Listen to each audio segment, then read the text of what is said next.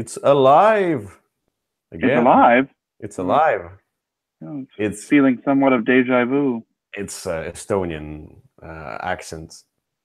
It's alive. That doesn't sound like an Estonian accent. Say on liveis. That's all right. That one sounds Estonian. Yeah, that is Estonian. So here we are. It's me, Hi. again, and Kyle here. And Kyle and Kochka Yebachena is here as well. Kotska Yebachena.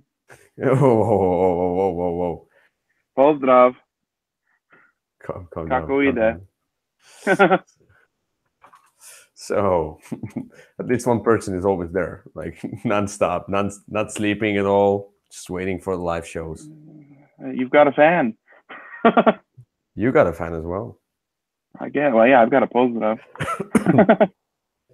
So anyway, what we're here for a second video in the last week, but also for the top 10 of 2017 revisited. We've done it with Kyle in December. It was basically like 6 months. I think it's 7 months ago then already. 6, because it was toward the end of December. It's almost exactly 6 months. Yeah. Oh yeah. Because it was 20th of December, I remember. Yeah. Mm-hmm. Okay, so that's that. So we have had our picks, top 10 picks, and we discussed them and blah blah blah, and we said so far, and then I said that I'm gonna do a revisit, probably on my own, in February, March. I was thinking about like playing lots of games during the camp, and then in the camp I played some familiar games and not really many new games, and that's that. So eventually I just thought like, what's the point of doing that if I haven't played any new games? It will be the same. But during May there was another camp and I played some new games, and I re-evaluated some of the games. So I don't know. My list has changed. Not, I mean, drastically, but it still has changed. So we'll see. We'll see how it goes. We're gonna talk about our picks, right now. The how do you say current? The current picks. Yeah. Thank you. I'm Estonian, so I don't know way. Me told no English. It's possible. It's a terrible excuse. And then we're gonna mention what was our pick in that particular number in December. 6 months. All right. Ago. So, but let's start with a number 10. And should I do my number 10 first? Go ahead. Used to we were first, so that's my Very first turn. So I'm gonna do the first turn. So my number 10 is a game that I played recently. I played in the camp, and I really liked it. I like the atmosphere, the whole kind of art style and everything else. And let me just show you the box. I don't have everything, but it's the Wasteland Express Delivery Service. Yeah, it's a huge box, but it has really cool insert. And what I love about this one is the insert. It's a game trace insert, and it's just much better to set up the game, easier to find the components and so on. Maybe a little bit of drag to put away into those trays, but I mean, like, overly. So this game has some of the little rule flaws. It can get longer than it should, but on the other hand, it's kind of, it's not epic, but I mean, like, when I talk about the Ameritrash games, kind of has that feel of Ameritrash game, but it has the pick up and delivery, which I really likes, and customizing your truck. So I really like all that customizing aspect of the game, and doing my own stuff. Kind of I'm gonna go that way, I'm gonna go that way, and eventually what I ended up doing is that I just ended up customizing my truck and just roaming around and fighting the raiders, and I lost like 80% of my fights with raiders and I Oh. was extremely unlucky. I was like, I mean, like I was. It was still satisfying experience though.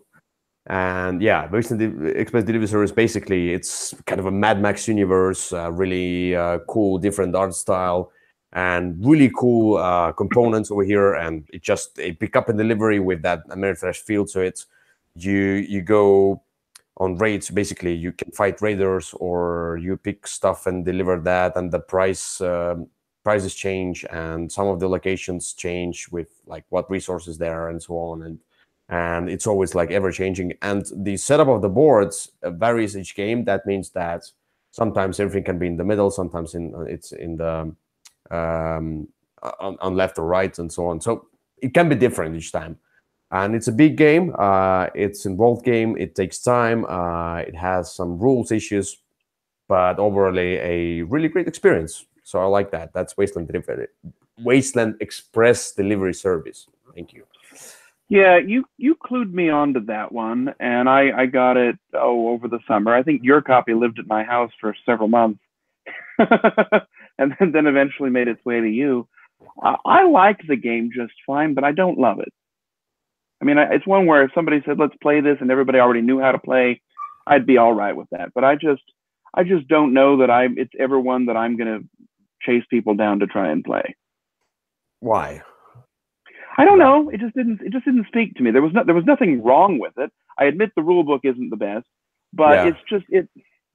it just didn't, something in it just did not sing the right song for me. I don't really have any one thing I can point to. It's the kind of thing that I thought that I would enjoy, and it looks fine, and it has a nice storage tray, and it's fun if you have a lot of the right people going for it. But it just, something about it just didn't quite get me the way that I was hoping it would. Yeah, I can see that. Yeah, it's I cannot say it's for everyone. Yeah, true that. But still, it's a nice game. So what's your number 10 then? Oh, by the way, I'm sorry. Yes, I'm sorry. I forgot about that. So my previous number 10 was Shadows in Kyoto. It was. Yeah. Is it still on the list? I'm not going to tell you yet. But, I mean, Shadows in Kyoto is a good game. It is a good game. Okay, I'm going to do some small spoilers. It's not on the list anymore. Oh. It was my number 10, so it kind of made the list, but it was hanging there. I still like, but I haven't played it, so I don't own a copy myself.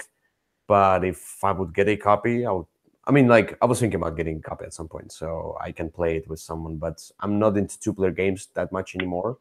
I get bigger crowds, or I just play bigger games in two-player mode. So I don't know. I just don't play two-player games that much. Yeah, that's that. All right. Well, if you want my number 10 was probably my number 11 last year. And it's just moved up a little bit because I played it a whole bunch recently, and I can't stop thinking about it. It's a tiny game. It's about as big as Shadows in Kyoto, and it's Too Many Bones. You can see that here. It's a really good. I mean, it's got all these custom dice in it. You've got a character, and you're taking the character through and having adventures. And you've got these skill dice, and you can customize the character to have certain skills. They're all very different, and they all play very differently. And you're just sort of going through and fighting these bosses, fighting these various monsters. Everything's on chips, and so you've got this stack of heavy chips that you're moving around, and that's the life points. You take chips off the stack when something gets hit. The game itself, the board doesn't look all that great. It's just this little stupid grid of 16 circles, and you're moving stuff around on there. That's where most of it happens. But the game itself is just so much fun. I've played all of the different bosses now. I had not done so last year at this time, or when we did our video, and I just really like it. There's an expansion coming out that I'll have coming for Kickstarter at some point, and it just adds a lot more. There's some quests, some campaign modes that are coming, which was sort of the one thing that was missing, was sort of a way to make your play in one game affect your play in the next game. But it's great. I don't think I would ever play it with more than two. Hmm. I played it with two. I've played it by myself a whole bunch, and it's a lot of fun. I mean, it's probably objectively. I mean, the rules are terrible. First of all, it's got a really difficult rule book to parse, but it's just so much fun to sit and have an adventure, and it's also completely waterproof. They even made a video of somebody playing it underwater. The cards are all Oh, plastic cards, which I don't love, but it means if you spill all over it, hey, you just dry it off and it's done. So that's yeah. my number 10 for right now is Too Many Bones. It is new to my list because it was not on the top 10 last year, but I really quite enjoy it. The number 10 that it beat off, that sounds bad. The number 10 that it removed from the list was the Dresden Files cooperative card game. Oh Still yeah. love that game. I've already played it at least 100 times this year, but it's just a fun game to play. It's again mostly a solo game or a small cooperative group, and it introduced me to that world of the Dresden Files. And it's definitely in my top 20 still. I think maybe it just swapped places with Too Many Bones, and that's just because I think Too Many Bones is maybe a better adventure, whereas Dresden Files is more of a better story. So I could take either one. Yeah. Okay. Yeah. I haven't tried Too Many Bones, and when I look at it, it's like this kind of a Ameritrashi kind of a dungeon crawl type feeling. So yeah. So Yes, I'm very not much into so. that. Yeah. I'm not into that. So I don't know. Just not for me. Seems so. So I'd rather skip that. But yeah, why not? Maybe at some point I will try it as well, like with the what we talked about the previous day, the Concordia and so on. So Yeah. Well, who knows? I mean, Too Many Bones is one that I don't know if I mean maybe it's worth trying at Gen Con, for example, to sit down for a demo and see about that. It's very expensive and very large and heavy, so it's probably not the best one to bring home. mhm. Yeah, but but yeah, and I can see it wouldn't be for everyone, but it certainly is fun for me. So it's cool. It's cool. So let's go to number 9. mm-hmm. My number 9 is game that I do not own anymore. I just cut my collection drastically, and I had to make some choices, but and some games that I really really like had to leave the collection as well because if just some other instances and things. So, but my number 9 is Outlive. I don't have the box, but Outlive I had the collector's edition, the deluxe edition with all those resources, plastic resources, and the dual layered boards and such, so you can put those minis inside and so on. And Outlive is also like a post-apocalyptic game. So I have Wasteland Express Delivery Service, post-apocalyptic. So this one as well, where you gather resources, you have your workers, and it's a really interesting worker mechanic where you have your workers of evaluation of 4, 3, 2, something like that, and you roam around, and as so basically you have limited movements, so you need to kind of it's not a worker placement, but it kind of is. So it's kind of worker placement, but you move your workers from one spot to another one, but you have limited movement. So when you move a worker somewhere where you get that many resources, for example, if you get 4, you get 4 resources, but you need to be sure and strategize so you can get this worker later into the other spot. Otherwise, you are out of water or out of food, and you're screwed. So I really like that aspect of this kind of a worker displacement or something like that, You as like they being call it. screwed? Yeah. And also the whole idea of building up your what was done, not the dungeon, but your camp, basically the underground camp, and you need to get enough of the people to look after the I don't basically there's the poison, the gas, or whatever. You need to look after all of that in order to survive, and you build the rooms, and you kind of customize your own camp over there, and that's really cool. That's what I liked as well. So it has a lot of potential, a lot of room to play with, and that's what I like it so much. Yeah, it left my collection because I found it not to be the one that I would get on the table that much, because it's big. I mean, like for what it is, it's just a big thing, and it takes a lot of time to set up. Although with the boxes, it's easier, but still, I don't know. It's satisfying, but there are other worker placement games or I'm just not into worker placement games that much anymore these days. So I have not played that game. I get it confused with another game for some reason in my mind that I don't like, and I know that it's not. I know it's not the right one, but there was another game that's for a very similar theme that came out about the same time that I actively dislike. So I can't remember what that one's called. Was it? No, it's not that one. That's a different game, but I don't know. It's just not. I haven't played it yet, so I can't really say anything. I remember that Outlive and This War of Mine were the same. Yeah, there's a third one. I'll look it up. Yeah, I'll look it up while you're talking, and I'll find out what the other one is. But there was another game that came out that was about this. For me, it always gets confused with that one. Okay, I see. But yeah, you should definitely try. Outlive is a really nice title. Yeah, I'll have to look into it for that displacement kind of a thing there. And my number 9 previously was Muse, which is a light kind of a partyish kind of Edge of Humanity. Oh, I see. But Edge of Humanity should be. I haven't tried it. I really wanted to try it at some point, but I was like, I had so many games on my wish list. I was like, yeah, I'm gonna skip. I don't like Edge of Humanity, and so that one came out. That one is confused with Outlive in my mind. Boy, it's more like a card game. Okay, but anyway, so my number 9 before was Muse, so it's not on the list anymore. But I still like Muse. It's fine. It's good. You play it with a bigger group of people where you have like kind of a different cards and you need to give a clue to your teammates so they can guess it. And this is like a Dixit type. It's still a great game, but yeah, I mean, maybe I played it enough, and it was at some point maybe I played it with the wrong people, so it kind of went down in rankings. But overall, still, Muse is a good game. Not on my list anymore, though. Outlive is my new number 9. All right. Ready for my number 9? All right. My number 9 was on my top 10 last year. It's fallen a little bit, and not for any reason other than that it's just too big and heavy and hard to get played. My number 9 is another small game, Gloomhaven.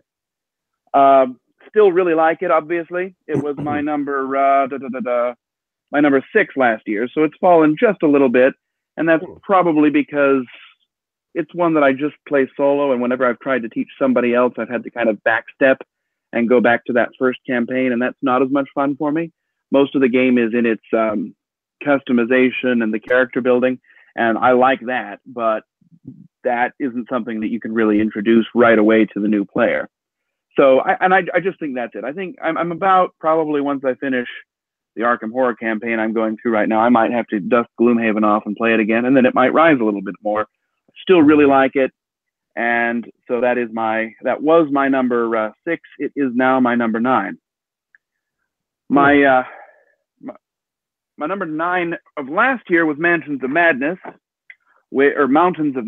Mountains, not Mansions, which of course was that silly, serious Cthulhu-y game.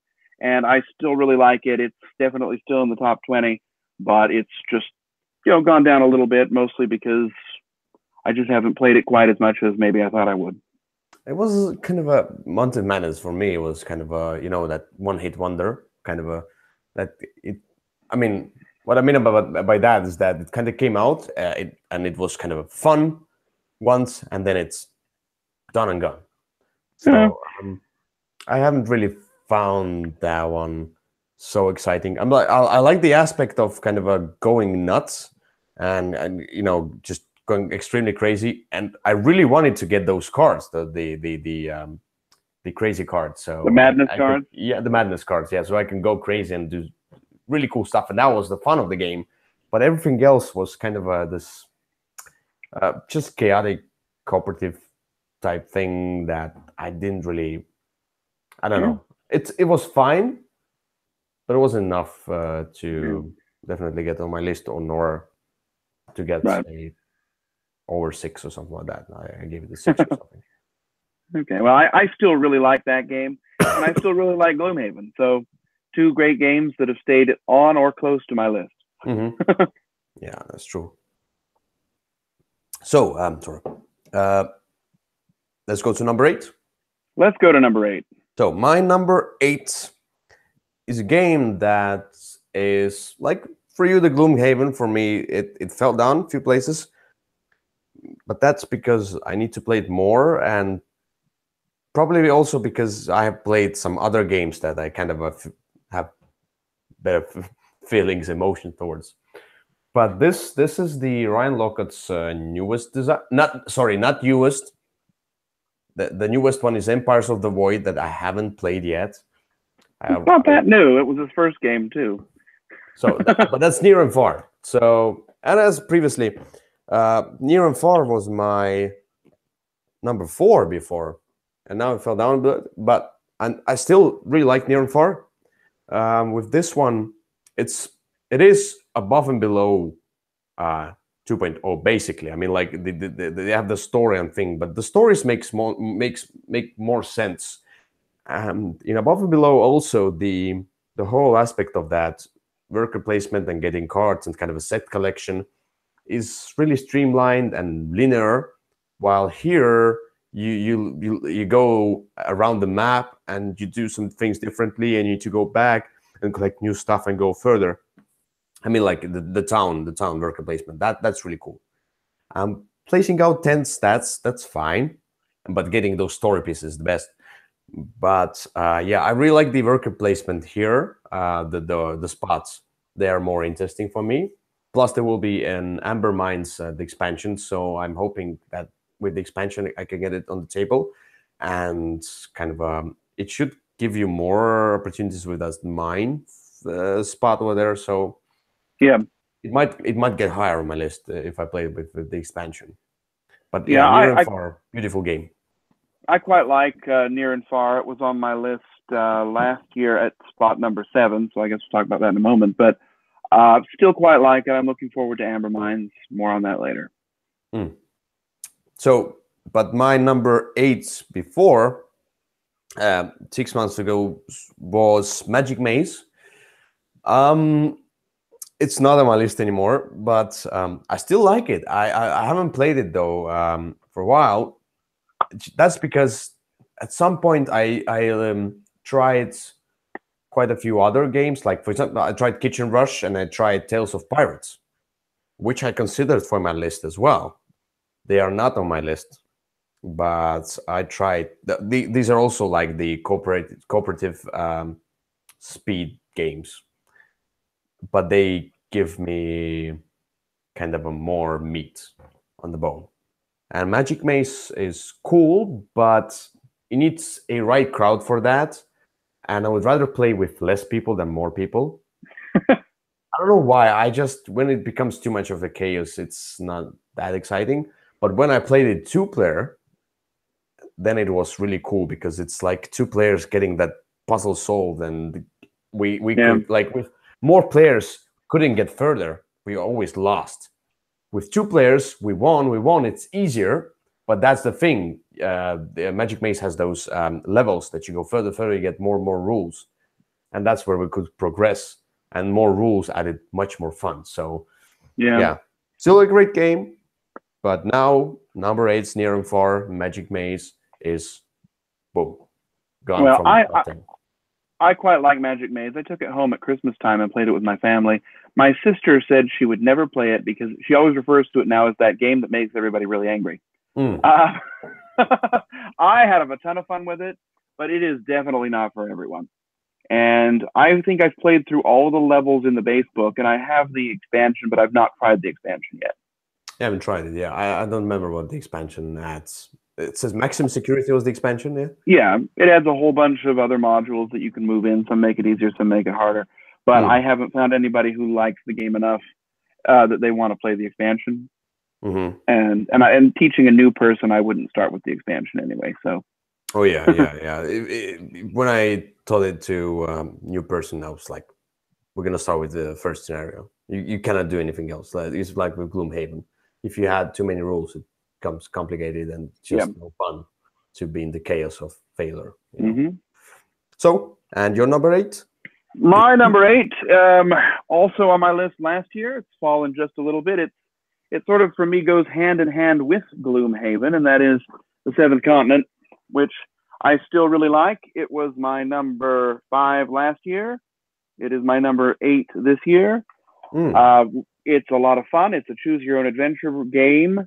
It works well with new players. There's not a whole lot of rules. You just open it up and start playing. It's very difficult. It takes a very, very, very, very long time to play, which is why it fell a little bit as well. And it's, and when you have to pick it up, there's just a whole bunch of card sorting you have to do because the box is full of numbered cards. And you've got to put them back in order so that you can find them the next time you need them. But I think now I've played all of the scenarios except one of them that are in the box. And looking forward to the expansion that comes out this year. That might boost it back up again. Still one that I like a lot. Hopefully it comes out this year. Well, we'll see. No. So yeah, that's one that I really like. I don't know if you've tried it yet. No, I have it. I got it from the second Kickstarter. I got it this year, but I really want to try it with somebody else. I don't want to try it solo. I'm more of like, when it's choose your own adventure, I really want someone else to be there as well. So yeah, play. It's a lot of fun either way. I've played through that first scenario a bunch of times with different people, and even though I know what's happening and what to do now, it's still fun for me to watch other people go through it. So again, it's a very long game. I mean, you're probably, to complete that first scenario, looking at 16 to 17 hours. But you can save it.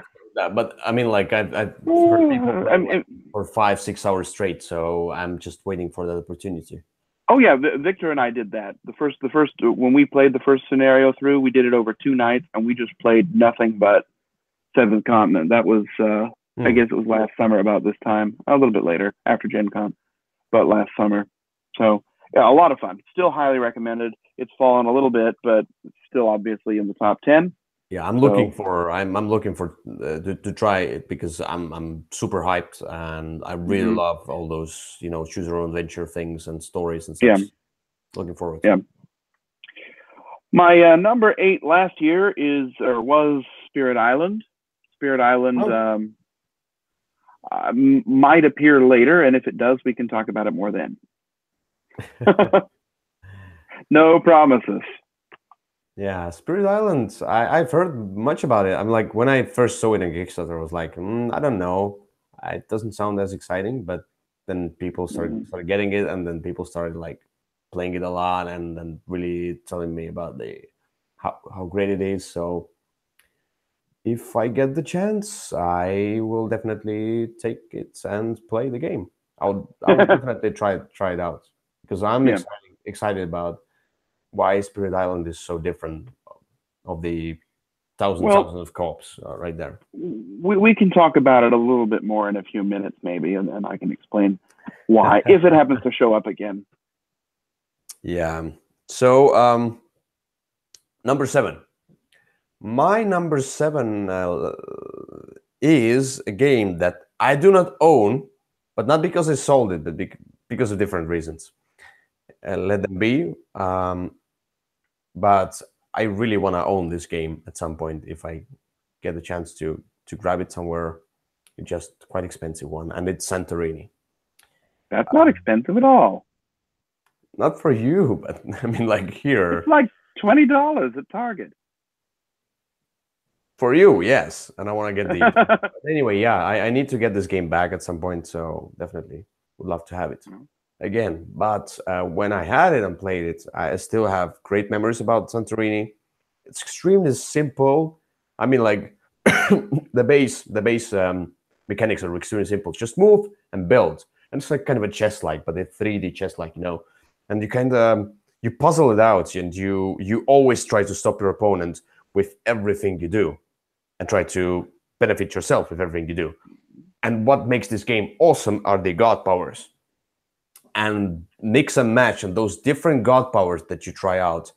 And when that god power plays against that god power or hero, whatever, they are different creatures and gods, Yeah. then there's so many different combinations. I mean, like, and so many different games to play. Although it's the same base mechanics, it's like it's a 10, let's say 15-minute game if you play longer. Hopefully.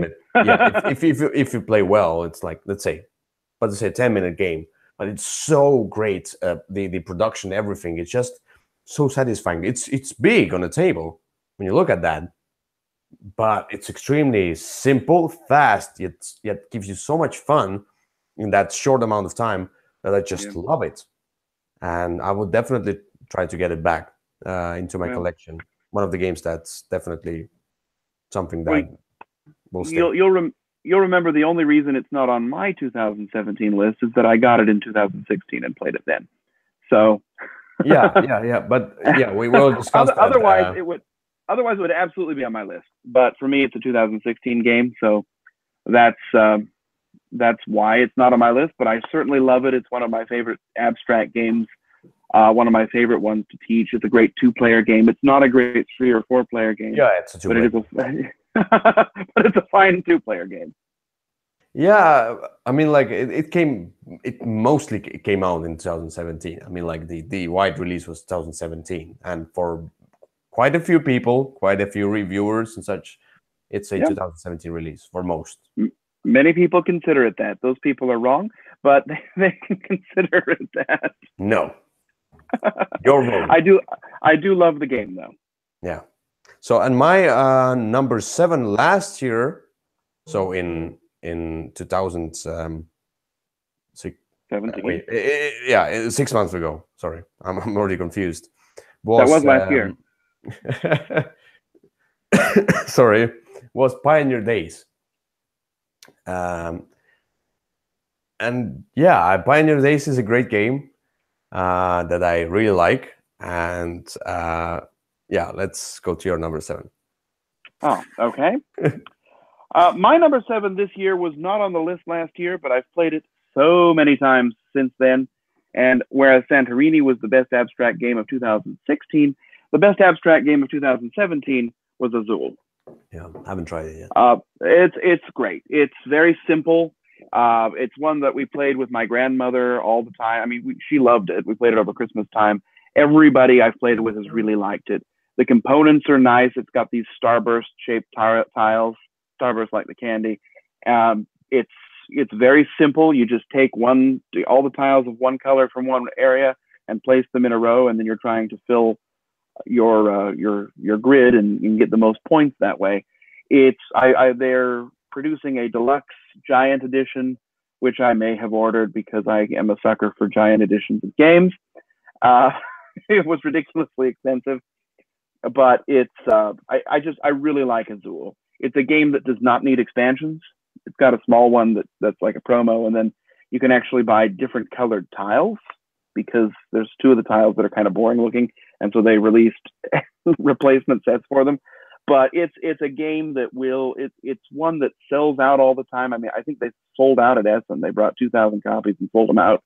It's always out of stock here. I mean, everybody's buying it, everyone's playing it, and I think people will continue to do so for years because it kind of has the feel of a classic.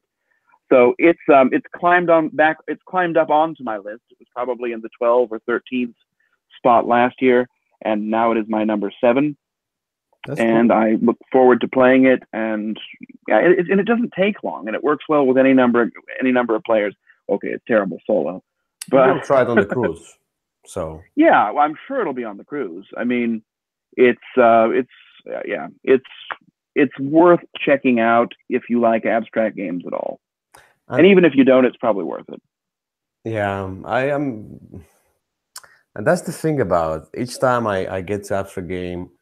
I like I'm not the abstract games person, but I like quite a few of them. For example, Santorini, but kind of Santorini has the kind of a beautiful coat over it, and I don't really like how Azul looks, and it looks a bit too abstract for me, like Sagrada type, which I warmed up to Sagrada. I don't like Sagrada. So yeah, but I when I first played Sagrada, I was like, I don't know, I better play role player, and then I Yeah. played that again, and I was like, that's really nice. I like it. But still, each time when I get to those games, yeah, I tried them. They're cool, but then I want to forget about them.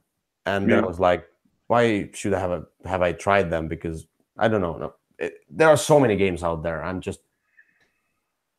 Yeah, I don't know. Azul has legs though. It's one that's going to be around. So it's probably worth trying. I mean, you're probably looking for at a 20-minute commitment. If we'll see. We'll see. There are so many games that are also like a 20-minute that's true. commitment, but are might be better for me, a better fit. Well, yeah. We'll see. Well, we'll see.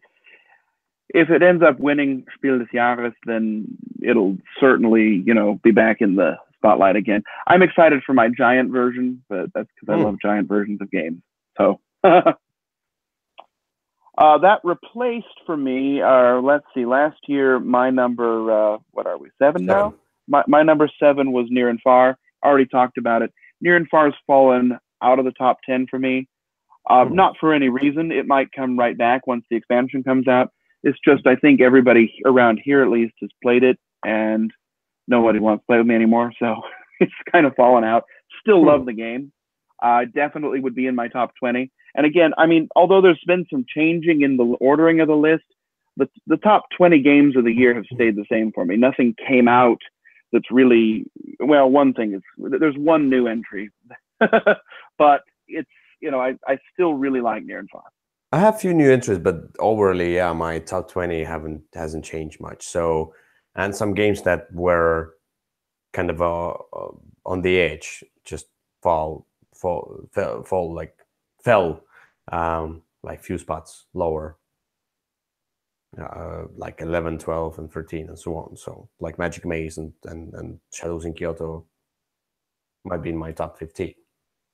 So, but yeah, let's go to number 6. Is so Number 6. Number 6, Zex. Mm-hmm. It's German for 6. I know. Don't hear me wrong. This is the game that I talked about recently, like just before, you talked about your pick of number 7. But my number 6 is Pioneer Days. All I like about this game is that I'm not into drafting games that much. But when the drafting is implemented into a kind of a Euro type game where you manage resources and you kind of build up a little bit, and it's not really big build up here. Usually you gather something and then everything is wiped out. That's the thing. But in here, I really like the different dice with different you roll the dice and then you choose the dice. But when you choose a die, you can either choose the action on the die, or you can choose the gold value, or you can choose a person instead of that.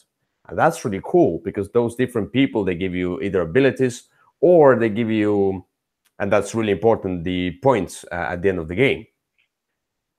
But you need to maintain the things that you get. So if you want to get more space into your carriage, you need to get more wood, because if there is a disaster to happen, and there are those really cool disasters that are happening.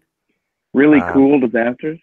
Yeah, I like them. I mean, like, I like Okay. I like to see them happening, because that's what makes me think about, so this disaster is going to happen. Should I go and try to save my people or save the carriage, whatever, or go towards the other goal? So like there are, at the end of the kind of a day, you go into the town and then you can convert some of the stuff into the favor points, which are like victory points basically. And they give you a lot of points sometimes. And that's the thing. Sometimes I would rather be with the broken carriage and get more points. But here, yeah, it gives me the satisfaction, and it has those weapons and such. So, and there are so many different people cards over there, so person cards. So that's really cool. Gives you kind of this different feel each time, and overly, it looks nice. It's not hard at all. I mean, like, I told it to a person who is not a gamer. Basically, she was struggling with Seven Wonders Duel. She has never played that kind of games, and Seven Wonders Duel is an extremely easy game. But she got into this game and she was like, she I don't think she did well, but I mean, like, she did fine.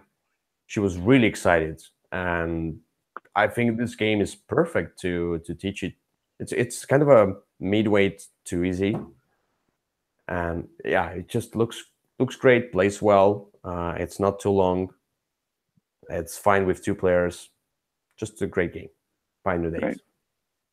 Yeah, Pioneer Days, much as Santorini is a 17 release for you, Pioneer Days is a 2018 release for me. That's it. I know they had a few that came out at Essen time, but then they sat on it for 6 months, and it Oh, only just and they only just it only just made it out over yeah. here. I'm sorry.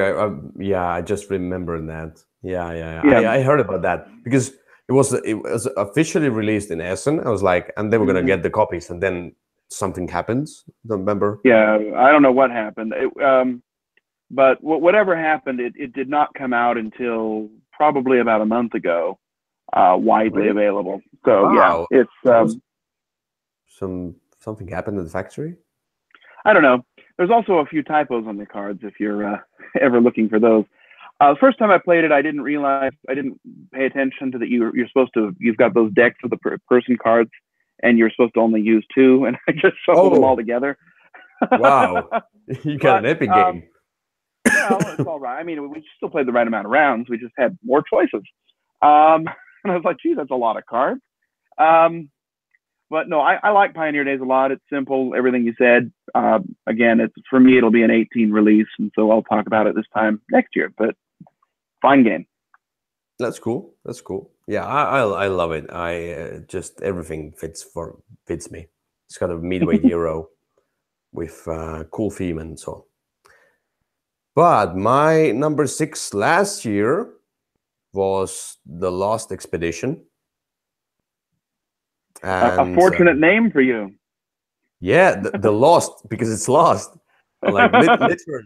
I talked to Kyle before the video, and I told him that I was rearranging some of the games on my shelf and looking through all the games on my shelf, and I realized I don't have the Lost Expedition anymore. I was like, where did I put this one?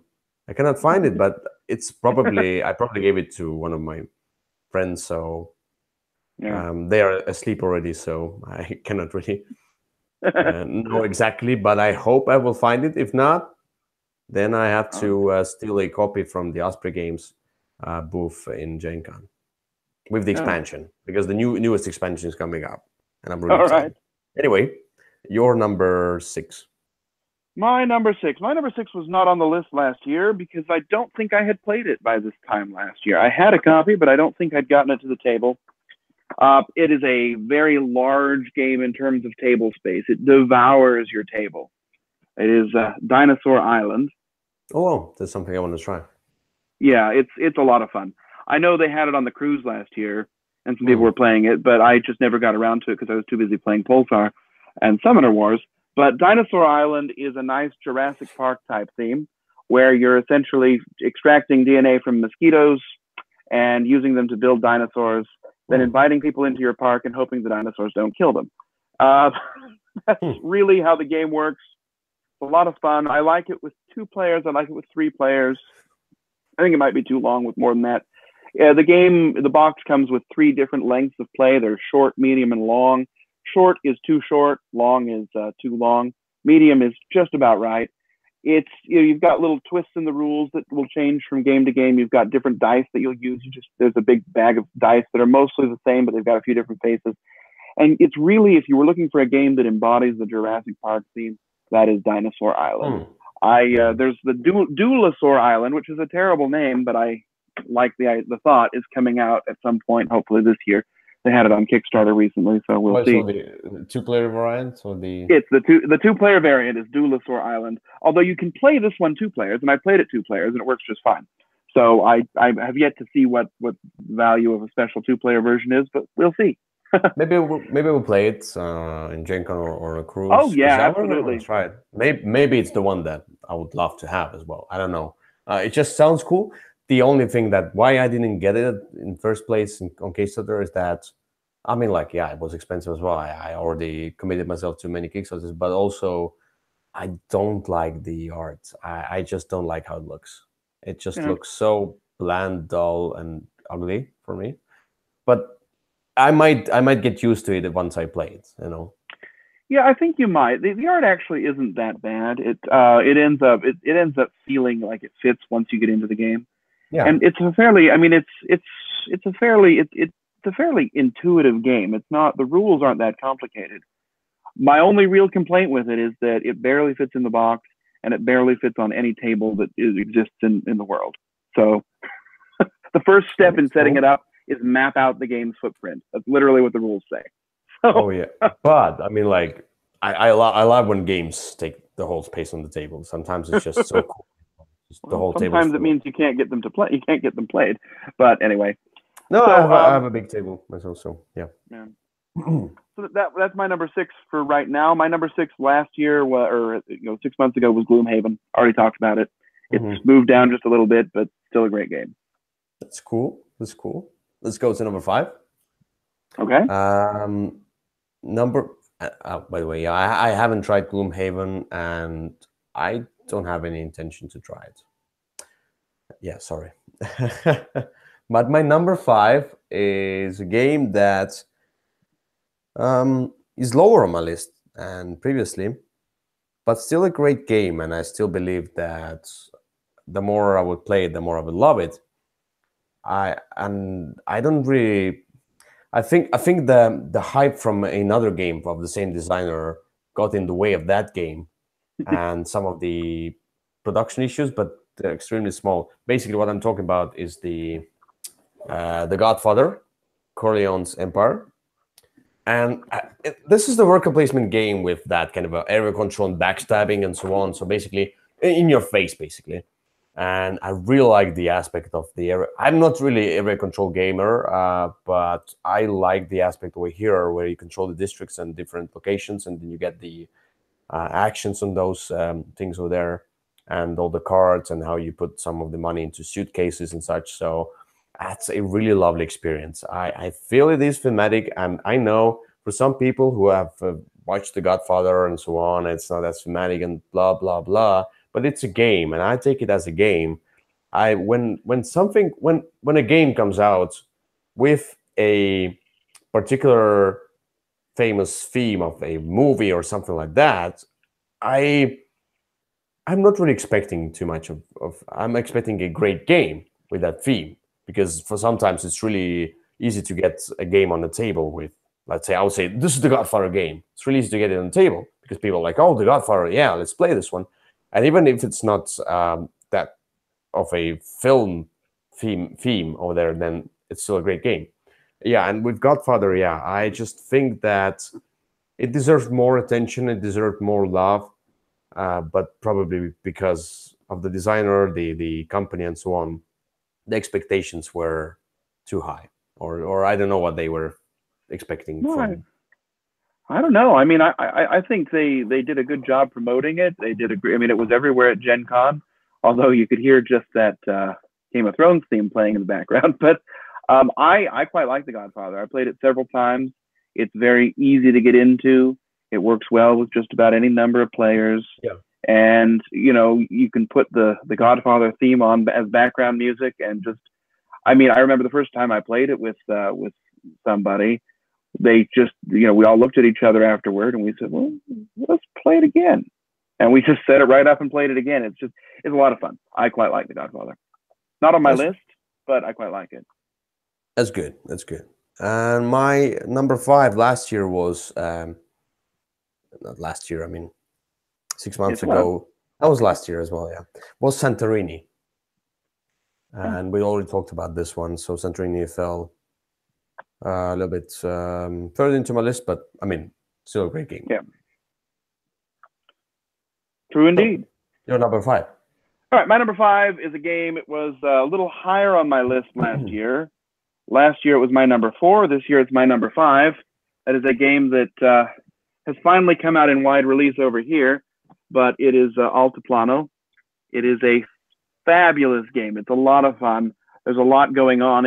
I think I actually like it better than Orleans, but they're pretty much the same for me. It's just, you're building the contents of your bag, and you're trying to make yourself efficient. There's some contracts you're trying to fulfill. You're trying to go around and and manipulate the travel around this wheel of the different locations and trying to maximize the points that you can score by completing contracts, by buying boats. You can just a whole bunch of things you can do. You can just get certain resources that are worth a ton of points and just fill up your barn with them. And it's just a great game. It works, I think, best. The box says it plays, you can go up to 5. That's kind of a lie. I think it's probably best with 3. With 4, it took just a little bit too long. But 2 and 3 are excellent. I really love Altiplano. Obviously not quite as much as 6 months ago since it fell one spot, but but I still really love it, Altiplano. Was it the one that I brought to you, or? Yes, it is. It is the one that you brought to me. Oh, yeah. From Essen, because it was not available for a long time over here. It finally just came out about a month ago, about the same time as Pioneer Days. For some reason, there must have been something wrong at that factory. Yeah, so with this one is like I remember people playing it in Essen. I was just sitting there next to them and watching them play.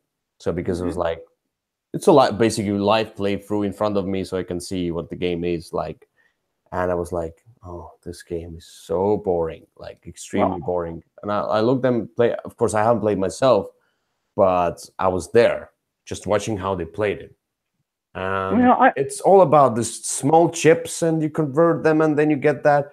I liked Orleans, by the way. I liked it, but it was still dry and ugly.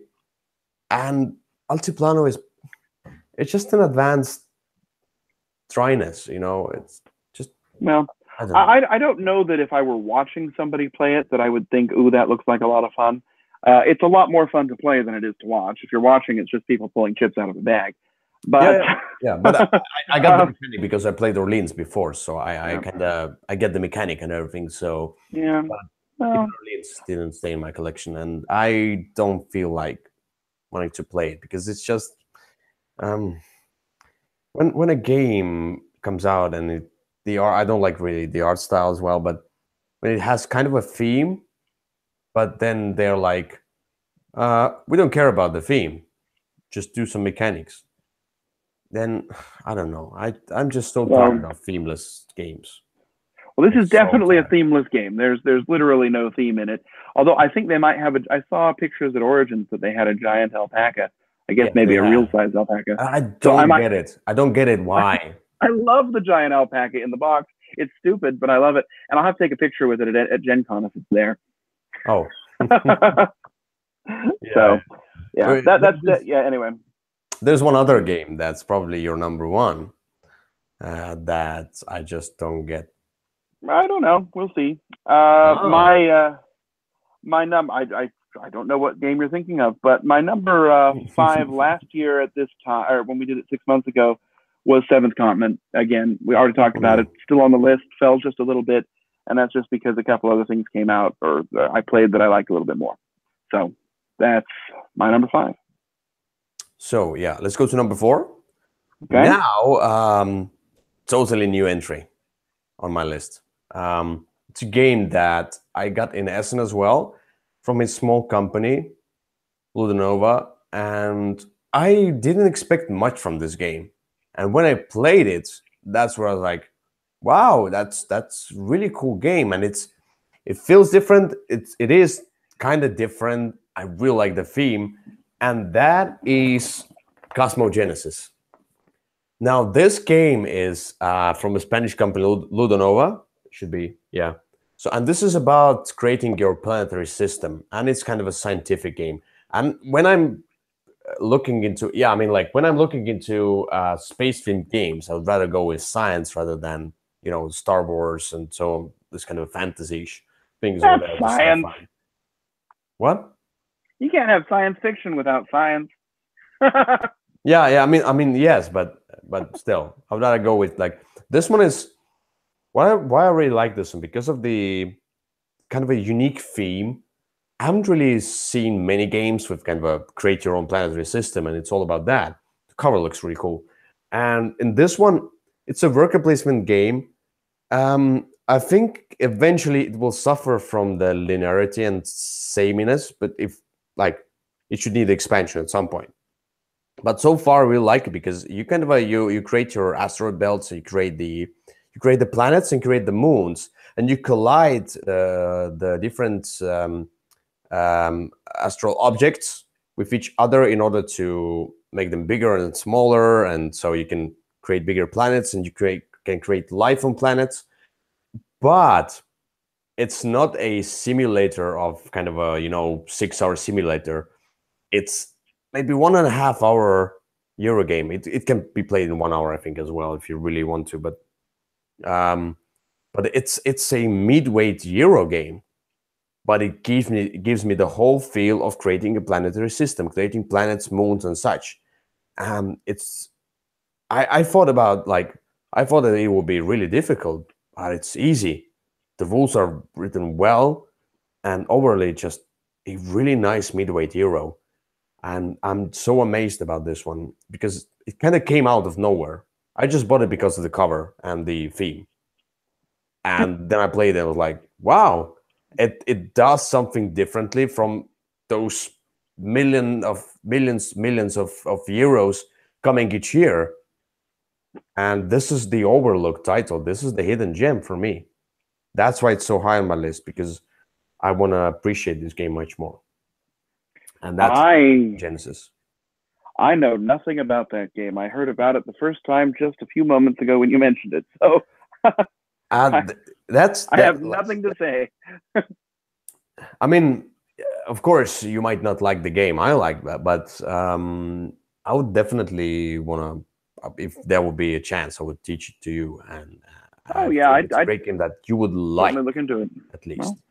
Well, it's easy to convince me to play just about anything. So, no, it looks interesting, sounds interesting. I'll have to look it up after we're offline and see if I can find anything about it. But all right. Yeah. So my number 4 last time we did, was Near and Far. So, yeah. So we talked about that one as well already. So it was number 8 this time. Anyway, your number 4? My number 4 is a game that I might have spoiled a little earlier. That is Spirit Island. Mm-hmm. So since we didn't talk about it before, let's talk about it now. Spirit Island is a great cooperative game. It's just a lot of fun. You've got this island, and you're a spirit, some sort of an entity that's trying to scare the colonists away from the island. And you can do so by killing them. You can do so by just frightening them. You can be the sea and swallow them up. You can be lightning and burn down their villages. You can just be this nightmare creature that just scares people. You've got, I don't know how many spirits in the box, maybe 10, 12, something like that. And they're all very different. And they all play very differently. And they make you use different strategies to try and get your goals accomplished. And the winning conditions change as the game goes along. So, for example, at the beginning of the game, you have to kill everybody if you want to win. But as the people become more scared, then it becomes easier to get rid of them, and so you can win at different levels. It's with different goals. It's a lot of fun. I like it 2-player. I like it. I've played it 4. I think I played it with every player count actually. It works well with all of them. If you're playing with another person, it's great cooperation because the spirits are so different that you have to really work it out and say, well, look, I can do this and I can't do that. And this thing's about to explode. So you've got to take care of that because I can't even get there. And it just because everything's so different, everyone's participating in their own way. It also works well solo. The rules themselves are not the best. It's a weird way to do a rule book. It's like first the half of it is a bunch of game concepts, and then finally at the end is how to play. But I really like it, and I wish the box were a little bit bigger so everything would fit inside. But it's great. It's one of the best cooperative games that's come out ever, and definitely one of the best games of last year. Last year it was on my number 8 spot. It has risen because I like it that much. Yeah, I heard much about this one, and another cooperative game that people say that's amazing cooperative is the Black Orchestra. So these 2 cooperative games, and I'm not into cooperative games that much anymore. Yeah. I want to try these 2. I have the Black Orchestra. I ordered it, and it's on its way, but I haven't received it yet. So we'll have to see. There's the new edition that should streamline and change things. So yeah, it's from what's that, Game Salute, and they always do a terrible job. But I'm yes. hoping that this is an exception. But Spirit Island, yeah. I mean, I really want to try this game at some point.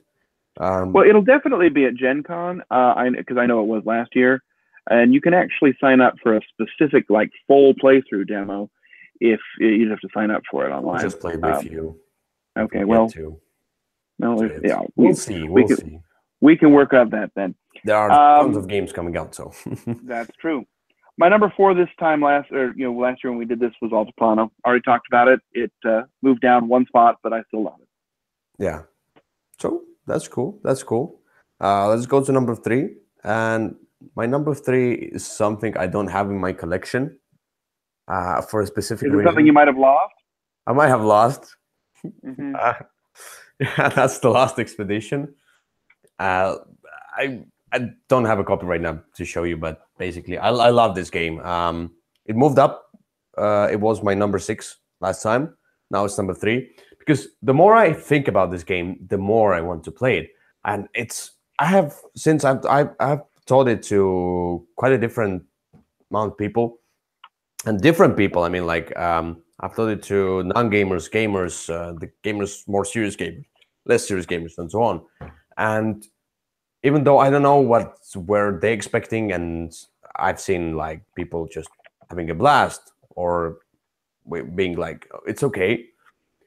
But me, myself, I was enamored each time I played the game.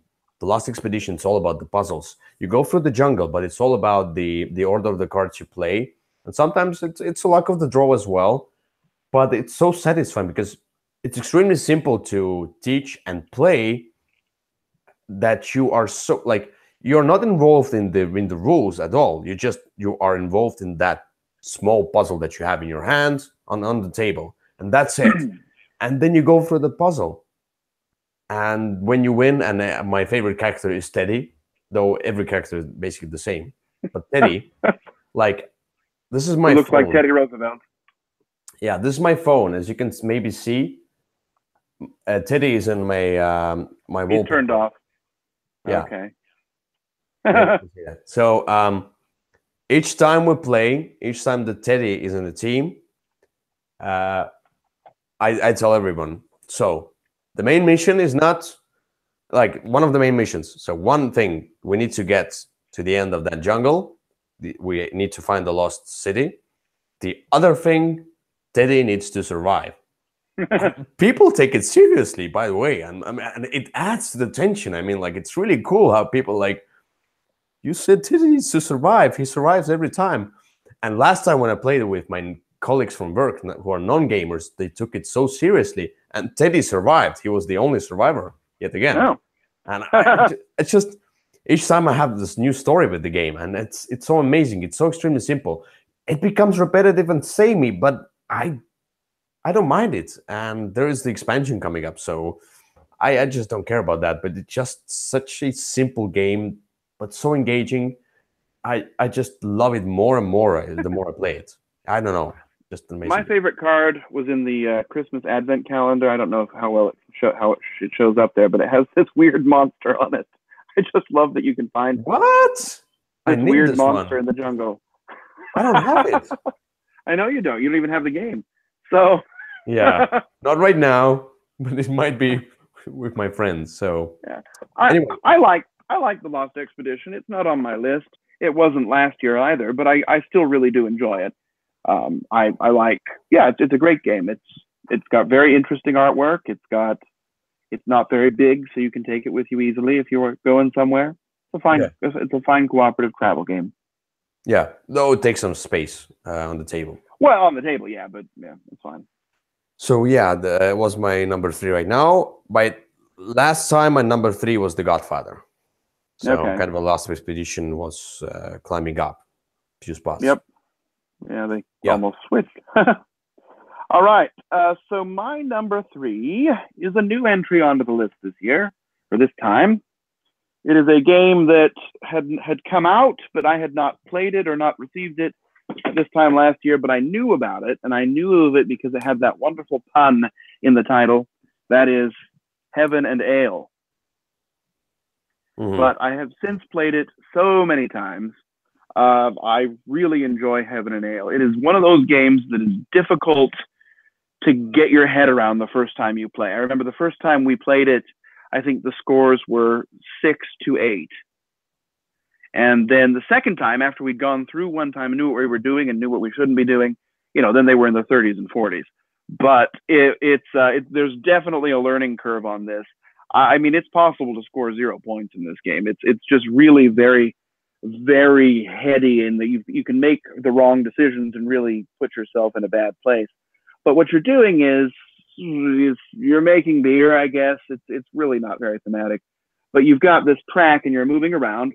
And unlike some tracks where you move and then catch up and you keep going until you catch up, in this one you're always playing clockwise, but you can only go around the track once, and then you have to stop until the next round. Every time you stop, you're going to buy tiles and put them into your garden. And you can put them on the sunny side or the shady side. If they're on the shady side, they're cheaper, but all they give you is more money. And if you put them on the sunny side, they're going to move these discs up the track, these pawns up the track, which are going to score you points at the end of the game. So you've got to sort of balance whether you're going to go for a money generating engine or whether you're going to buy these things that'll help you score. Then you've got there's some spots that let you score different aspects of your beer, and you can only score each one time. And so the timing of when to score it is important. But by scoring them, then you unlock other bonuses. If you score 2 that are, of a certain set, then you can get other bonuses. It can get you more money. It can get you more points. It's very an interesting balance. You're also trying to surround these barns, and that helps you to activate things again. It's not very thematic at all, but it's really an interesting puzzle.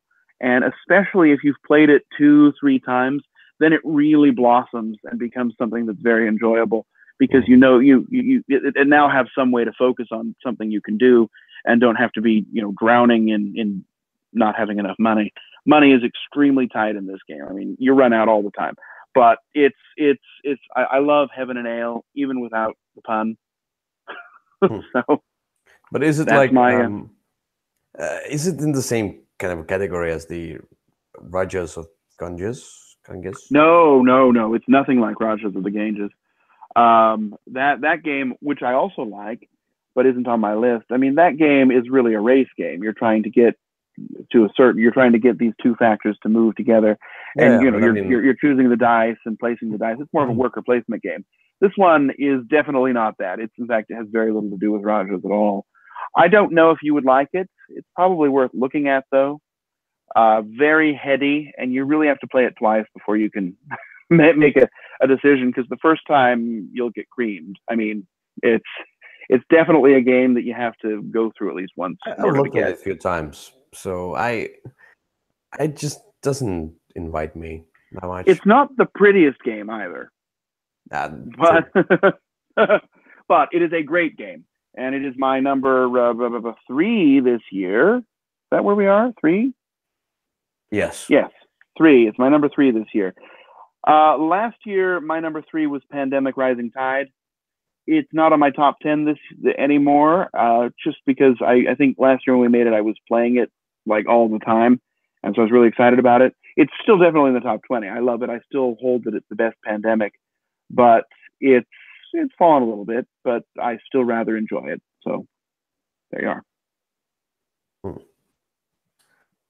But all right. Let's go to number 2. Okay. So my number 2, surprise, is a game that's from Bruno Catala and Marc Paquin. And I talked about Marc Paquin as well a few times already in different videos, where his Treasure Island from Madagascar, by the way, is receiving really good feedback. And it's a great game that's coming out 2019, I think. I played on the prototype. So, but the game I'm going to talk about is the Yamatai. Beautiful game, really colorful game. And I mean, Yamatai is kind of a mirror game of 5 tribes, where in 5 tribes you gather stuff. Here you place stuff on the board. I really like that kind of a resource management where you get the ships. Ships are resources, and you kind of go the way you go and put those ships around the island, so you have some restrictions.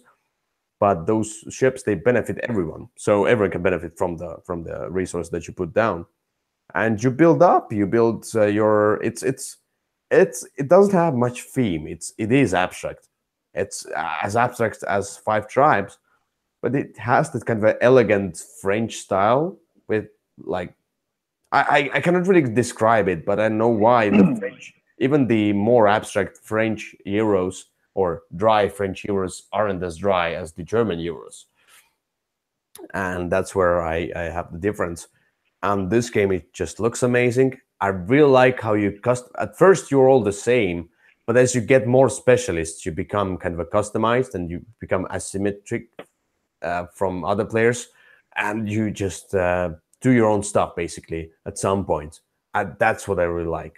You want to do that stuff, then grab that specialist. You want to do or concentrate on that stuff, grab that specialist over there. So that's amazing. It's just a extremely satisfying midweight Euro French school, which I adore French school of Euros. This is the one of the perfect examples with Five Tribes as well. I don't know if I like Five Tribes or Yamatai more. I think I like Five Tribes with the expansion more, but a little bit more. But I'm hoping for expansion for Yamatai as well at some point. Great production, of course. Days of Wonder. That's Yamatai. Amazing game. Yeah, I like Yamatai a lot. I definitely like Five Tribes more than Yamatai, but I really enjoy my one complaint with Yamatai is it is a little bit more fragile, in that if two players are not going to compete for certain specialists, for example, let's say I take there's one specialist, for example, that gets half the money that's on the other specialist. If somebody else isn't taking them at all, then that makes that one worthless. And there's some other interactions that you can have that are a little bit fragile and depending on the group, and can make the game not quite as fun if they don't play out the right way. But I still really like the game. I really like it with two players. Oh yeah, that's some people hate it. The variant that Bruno Catala has, that you have kind of I think it's the variant that he implemented in a few other games as well, but Five Tribes was the perfect example, where you have two pawns and you can do 2 turns in a row or 2 different turns and so on. So some people hate it. I love it. I love it. I think it's the best way to play. I think it allows an extra layer of sort of it makes your choices just that much more meaningful, because you can really set yourself up for another Five turn. Tribes in Yamatai. The more players, the more chaos it creates because the board can change a lot. And they also add, I mean, especially in Yamatai, more players really just end up blocking you off and add more length than anything else. Also, and Five Tribes adds more chaos. So I like both of those with the lower end of the player count. And Five Tribes for me is a 2-player game. Yeah, and I think Five Tribes is better with its expansions than Yamatai, but as a base game, they're probably about the same. Yeah. The expansions really add to Five Tribes, and also both games are AP prone. So Yamatai, one thing, and that some people don't agree with me, that games cannot be AP prone. It's people as well, but there are games that are so designed the way that they kind of provoke this AP. They are designed that way, and these are the games, and not only people. Even I had that issue. I'm not an AP Pro player. I'm the AP player. No, I'm not. I'm thinking much faster. I mean, like anything. You haven't seen. Like I have played with in the camp, in board game camp, and so on. I played people who think like, I don't know, 5 times as slower as me. Yeah. And so I thought, well, that's a different topic for a different video, but anyway, I love Yamatai. It was your number 2 last year, wasn't it? Yes. So it's the same. Okay. All right. My number 2 is has fallen slightly from last year, and that is just because I play my number 1 from right now a little bit more now, but I still really love it. It is Pulsar 2849. That was talking about. Suspected it might end up on the list. It was my number one, when we did this last year. It's now my number two. It is a fantastic game. I played it just last Saturday. It's it's a dice. You've got these dice. You draft your dice and you use them for actions. What I love about it is that there are just so many things you can do, and every time I've played it, I've tried something different, and all of the different ways you can go all work if you do them right. You can sail around the galaxy just trying to spread your I won't say seed influence and colonize all these planets. You can build this little headquarters thing and you can try and maximize your technologies. You can just buy all these units and make this chain of connected entities. It's a dry Euro game. It's very themeless. Other than the fact, of course, that it's 1,000 years after the gold rush. I just think that's so funny. But I played a lot of it last year. I played a lot of it this year, and I love it, especially with two players. Two players is probably perfect because you've got 2 turns every round, and you can just do a little bit more. But it's not a long game, but there's a lot in it. It's not for everyone. I know some people really don't like it, but I really love it. Slightly less than last year, but that's only because the game that I now have as number one, I like even more than I did last year. So no, that's interesting. Yeah, and that's some again. My number two at this point last year was Clans of Caledonia, and maybe more on that later. But yeah, Pulsar. I just and that's the thing where we have so many games coming out each year, and what I tell about those kinds of games is that this is well-produced mechanics. Is it a game? I want to see more now. I want to see theme. I want to see not just the mechanics. I'm just so tired of that kind of a themeless mechanical game, that kind of a felt and approach, Didn't you just talk about Yamatai, which is a themeless mechanical game? But that's what I told you, is that I don't know why, but the French school has that elegance, and it's something different. I don't know how to explain that, but I kind of feel much more of, I don't know, the juice and meat on the bones with those games rather than this game. And just, it's kind of a German type dry Euro, which I just don't like at all. It's just not for me. It has too many choices, and for that kind of dry game, doesn't sound like a German name.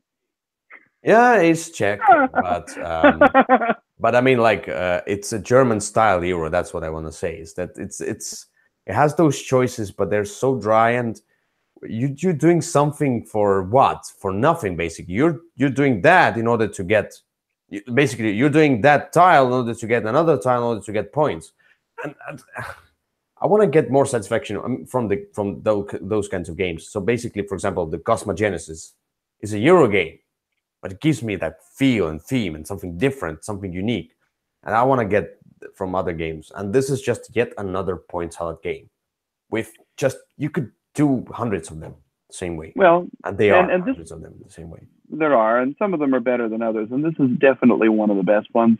For me, just figuring out how all those pieces work together and trying to pick something and say, this game, I'm going to do this, and I'm going to make this work. And, sometimes you have to do other things and adapt. You don't want to let somebody run away with something else, but you pick something and you focus on it, and all of the different pieces work really well. And the choices that you make and the way that you implement those various mechanisms is just fascinating for me. That's that's what gets my mind excited. And that's why I love Pulsar. I mean, you know how much I loved Pulsar last year. I wouldn't shut up about it, and played it, about 17 times on that cruise, including one time in the dark. And which I hated. And well, you didn't play it with me in the dark. I mean, I know, but I mean, like, I hated that. That was Victor. That situation. Yeah, but I mean, last week I had game day, and my friend said, "Hey, could you bring Pulsar?" And I said, "Absolutely." And then we played it, and we both were like, "Yeah, this game's still really great." That's what it says. Nice mechanics, but not enough. Like, I want a game, a cool looking game, also. Well, it's not pretty. And it is a devourer. By the way, last year and this year even more, when you look at the Kickstarters, you look at the new games, There are many more storytelling games, of course, the legacy games coming out all the time, and there is much more story, theme, and kind of this Ameritrashy feel coming back into the gaming industry. At some point, there Well, were like so many euros and such well-oiled mechanics and kind of a Rosenberg and Feld. But this year, if you look at the games coming out and all the things that the artwork has become much better on all the games. Like, I mean, like people are definitely trying to get the games to look really nice, mostly. so And people will buy them. yeah, that's the thing. And also there's lots of games with story elements. I Yep. think it's kind of the new trend is the story. After the Seventh Continent, the time stories, and so on, the new trend is the story. Mm-hmm. That's what I see. So, and that's good. I love that. I love that. That's my year, I think. All Yeah. right. So the On to you number said one. a number one. Yes, my number one is not a surprise for anyone, and it's kind of small cheat, I would say.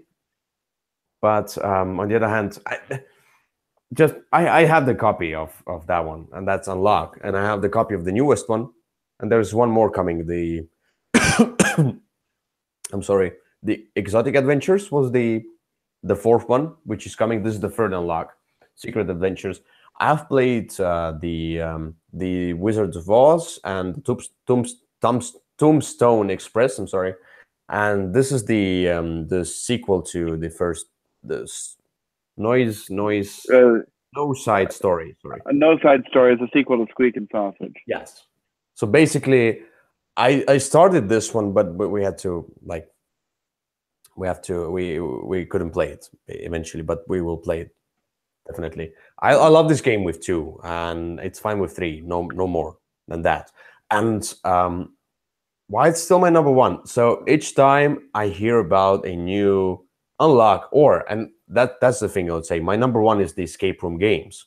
Already, I will pick unlock as the official answer, but unofficially, I get the right to say that all the escape room games. So anything that's escape room, I mean, like mostly it's exit games because they come out each year, and Unlock both came out in 2017 and they still get coming out. For example, the Escape Room, the game, or was it the one? Yeah, with the Yeah, big. with the box.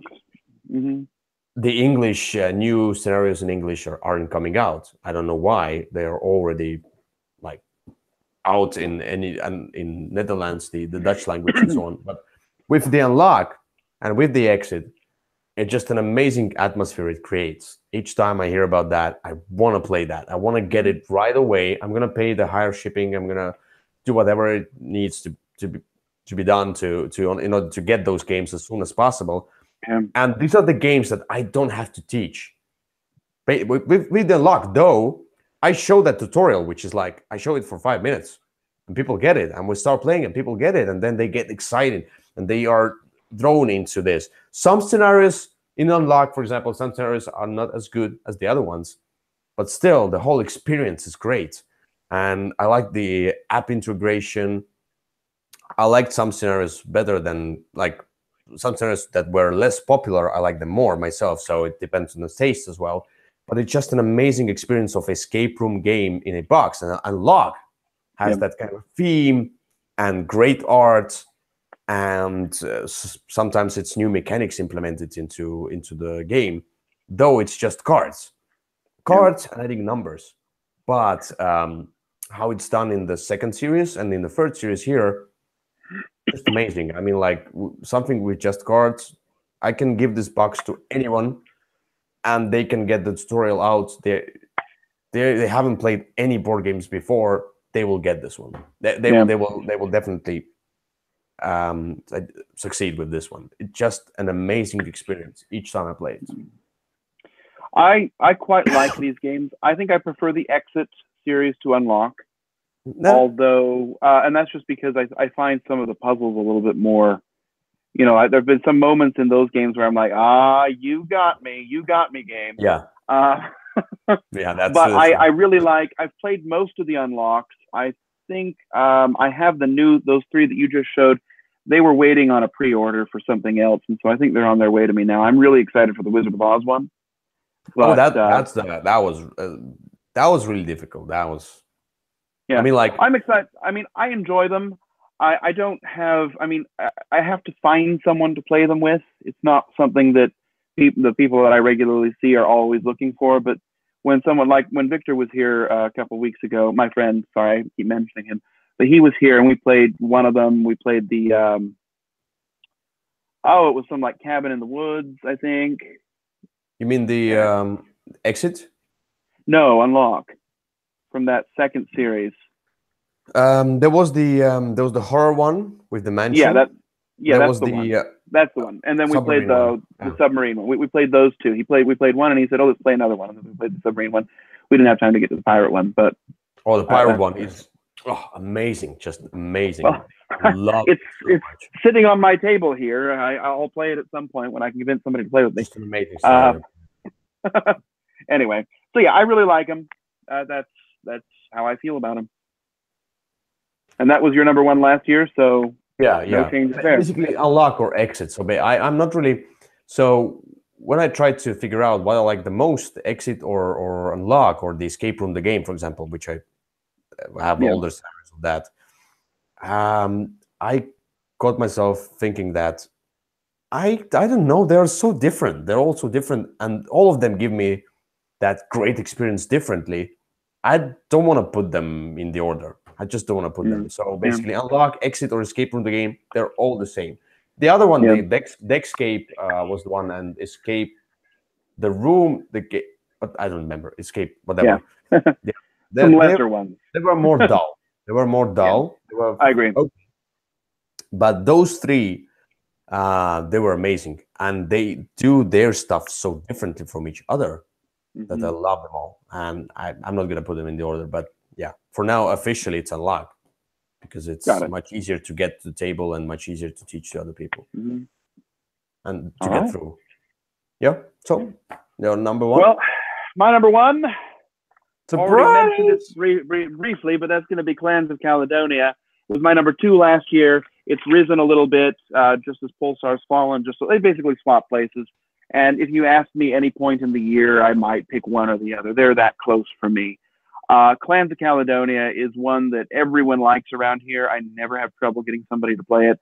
Probably already played it 15, 20 times this year.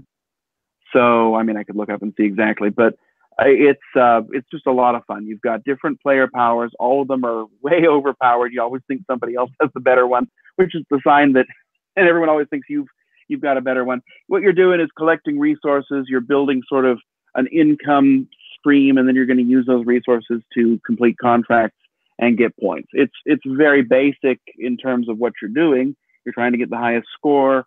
The theme is there more so than Pulsar, but not that much more so.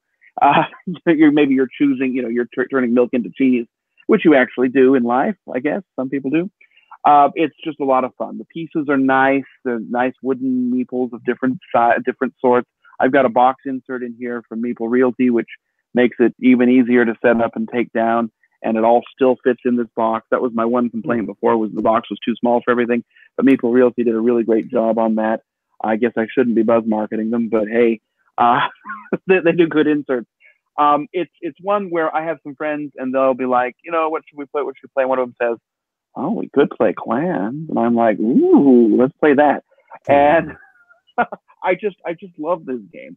It's one that I will teach anybody, and it's one that I'm always looking forward to playing. So that's my current number 1, former number 2, Clans of Caledonia. I was looking at it at the moment, and then I was like, yeah, it's the same with as many others. It just looks so bad. It doesn't look bad. It looks just great, but it's not for everybody. I'll admit that. Yeah. Although I think I find more people that I play with prefer Clans of Caledonia to Pulsar, and Clans looks better than Pulsar. It's got more chrome, more art. Yes, but yeah, is it the what's the artist? Clemens Franz. Yeah, Clemens Franz. Yes, that's the one who does the most War Rosenberg games, and Probably a few people who have seen few of my videos already know that. If Clemens Franz is involved, then I'm out of the game, and I'm not gonna buy a game because I don't like basically order art from Vincent Dutrey, from any other whatever French artist. Just don't order art from Clemens Franz anymore, please. But no, I'm kidding. I'm kidding. Oh, People are getting. I like his art. I think it's very stylistic. It's the art. You can always tell immediately who did it, and I think it's whimsical and it makes me smile. So I quite like his art. He also did Altiplano, although there's not that much art in Altiplano. That's the thing. I cannot stand his art. It's just Anyway, maybe it's hard relationship. I do think Clans of Caledonia is worth your time at some point if you find yourself, at Gen Con with some time for a demo. But No. make your own choices, I guess. Clemens Franz. No. I think it's a great game, and it's my number one for 2017, at least at this point. That's cool. It's cool. So, and yeah, it was number 2 last year. Yep. So, and we're done. We're done. So, thank you. So I guess, yeah, play more games. Play more games. And my headphones are about to die on me, so I'll lose my ability to hear you pretty soon. So it's good that we're almost done. But but anyway, that was fun. Seeing that our lists have changed a little bit, and I think they will change eventually when we play more and more and more. It's like it's so hard to get to those. Like when I tried to do the 2017 top 10, it was like it's always so many games still not played that you would probably maybe consider into a top 10. For example, I know a few games that, for example, Seventh Continent, for example, I'm sure I would love it. Or I think Empires of the Void. No, Clank in Space, for example. I love Clank in Space. So that's what I think. I would love it as well. Or but I think I like Station Clank or more. So on. So there are games that will love it. The Mummy better. So Clank in Space, I almost put on my list. So both times. We'll see. We'll see how it goes. Anyway, there are some games that were like I told you, Tale of Pirates, for example, that I was considering, and the Kitchen Rush, which I really enjoyed both of those games, but just wasn't enough that to get into my top 10. But what I want to say is that in the comments below, maybe if you watch this video after we have it live, and most of you will watch it after it's done, you should definitely put in the comments below what's your favorite game of 2017. Has anything changed for you? Have you found something, a hidden gem or something new for yourself? That would be really perfect. So everyone just use the comments in the YouTube and write under the comments below.